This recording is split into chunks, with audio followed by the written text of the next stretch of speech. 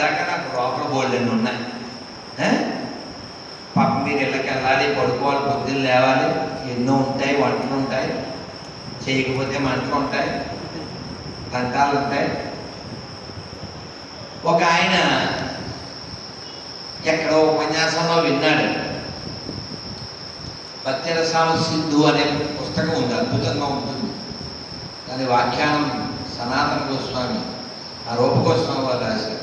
చాలా బాగుంటుంది. భక్తిలో చాలా డీప్ మీనింగ్స్ ఉంటాయి. అందులో చెప్పేది గోదావరి తీరంలో ఎవరో ఒక ఆయన విన్నారు, మీరు డబ్బులు లేకపోతే మనస్సులోనైనా భగవంతుడికి ఏదైనా నివేదన చేయొచ్చు అని. విష్ణుమూర్తి నవ్వుతున్నాడు పక్కపక్క. లక్ష్మీదేవి అన్నారు, ఎందుకండి నవ్వుతుందంటే అలా చూడు అన్నారు. ఎందుకు అంటే కింద ఏం జరిగిందంటే లైవ్ మూవీ ఏమిటంటే ఈయన వంట మొదలుపెట్టాడు, మనస్సులో వంట మొదలుపెట్టాడు. బంగారు గిన్నె తెచ్చాడు, వెండి ఇటుకలు తెచ్చాడు, చందనం కట్టెలు పెట్టాడు, మంచి ఆవు నెయ్యి పోసాడు, జీడిపప్పులు వేయించాడు, కిస్మిస్సులు వేసాడు, ఇంకా పిస్తావో బస్తా వేసాడు, అద్భుతం గోగమలాడుతుంది, కుంకుమ పువ్వు వేసాడు, పచ్చకర్పూర వేసాడు,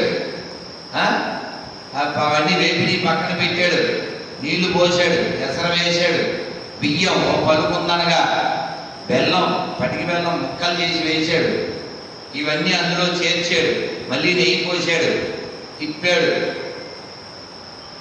గుమగుమ మరీ ఇంత వేడిగా పెట్టకూడదుగా చక్కెర పొంగలి, స్వామికి బాగుండదని వేడితో దాన్ని అలా చూశాడు. వేడితో దాన్ని చూశాడు. చూస్తే అది కాలిపోయింది. వేడితో చూస్తే కాలిపోతే ఆయన ఉప్పు ఉప్పు ఉప్పు అనుకుంటున్నాడు. అది చూసి విష్ణుమూర్తి నవ్వుతున్నారు. నిజమేంటి చెప్పండి? వేడి కాలుతుందా మామూలుగా? ఎందుకు కాలదు? అసలు అక్కడికి ఎన్నేది, అక్కడ కట్టెలేవి, నెయ్యేది, ఇవన్నీ మనస్సులో కదా. మనస్సులో వంట చేస్తే మంటకి వేడెక్కి వేడి కాలిందంటే ఆ మనస్సు ఎంత నిమగ్నమై ఉందో కదా. అవునా? Dedicated minds.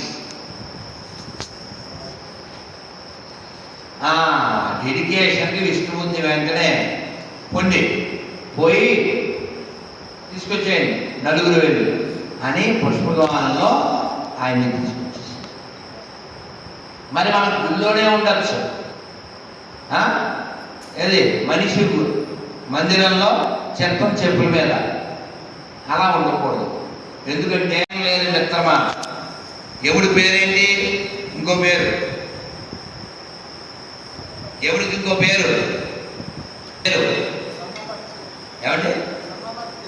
సమవర్తి. Very good. మీ పేరేంటి?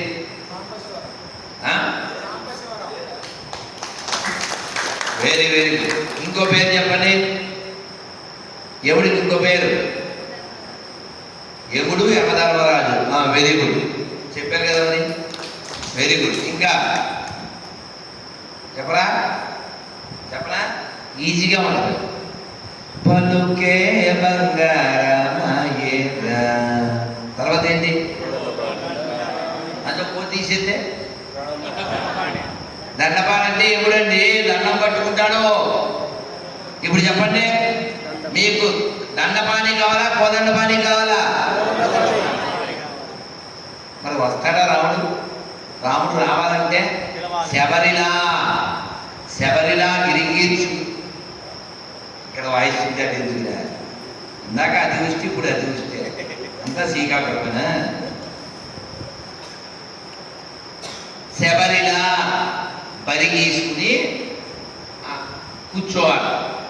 ఆవిడ ఎప్పుడో యంగ్గా ఉన్నప్పుడు చెప్పారు వాళ్ళ గురువు గారు, సార్ వస్తాడు. అప్పటి నుంచి వచ్చింది సాంగ్, అది సినిమాలోది కాదు. అప్పటి నుంచి ఆవిడ వెయిట్ చేస్తే వచ్చేసరికి ఏంటి?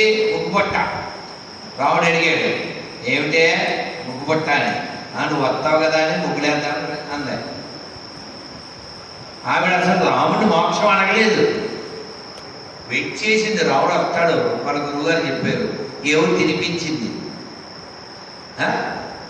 స్వామి ఇక నేను వస్తాను, మా గురువుగారు నిన్ను దర్శనం చేసుకుని వచ్చేమన్నారు. అంటే రాముడు చెప్పాడు, నువ్వు తిరిగి రాని లోకానికి వెళ్ళుగాక అని. రాముడు దేవుడు కాదు అంటే ఎలా కుదురుతుంది?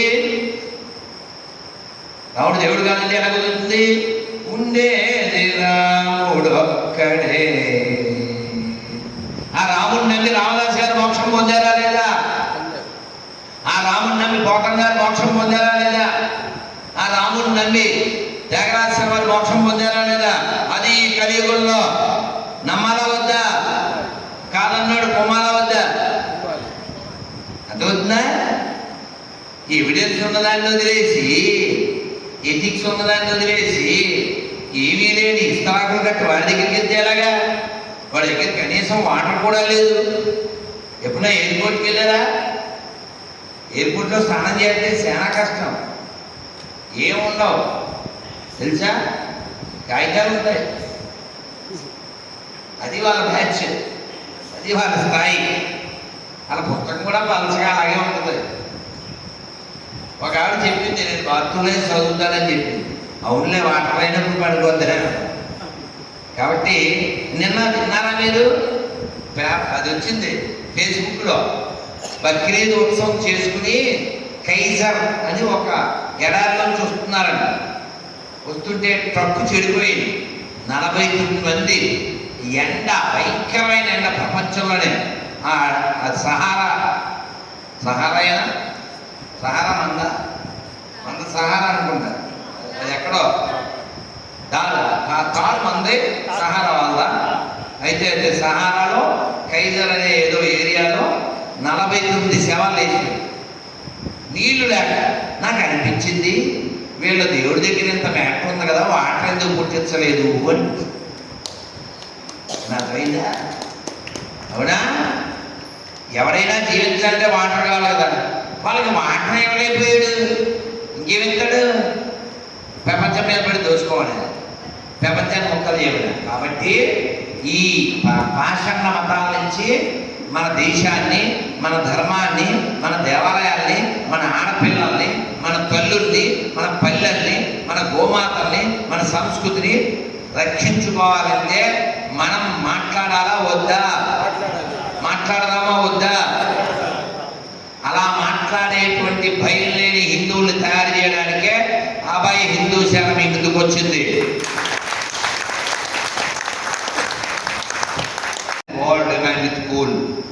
సర్వే జన ఎలా అవుద్ది?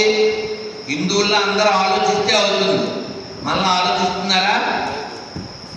ఇంత ప్రసాదం పట్టుకెళ్ళి మతం వాళ్ళని గొరిగిస్తే తింటుందా? పేరెవరిదే? వెంకటలక్ష్మి. ప్రసాదం పెడితే డోంట్ టచ్ మీ. లక్ష్మి డబ్బులు కావాలి, ప్రసాదం వద్దు. పేరు కావాలి, సర్టిఫికెట్లో కావాలి, రిజర్వేషన్ కావాలి. అటువంటి నీతి లేని వాళ్ళు పెరిగితే ఈ దేశం ఏమైపోతుంది? ముక్కలైపోతుంది. కాబట్టి ఇది హిందుస్థాన్, హిందువులే ఉండాలి, హిందూ ధర్మమే ఉండాలి. ఎడారి మతాలు ప్రపంచానికి ప్రమాదం ఆల్రెడీ ప్రూవ్ అయిపోయింది. ఈ దేశానికి నష్టం ప్రూవ్ అయిపోయింది. కాబట్టి మనం ఉండాలంటే ఏం చేయాలి? బలంగా ఉండాలి, దృఢంగా ఉండాలి, ధైర్యంగా ఉండాలి.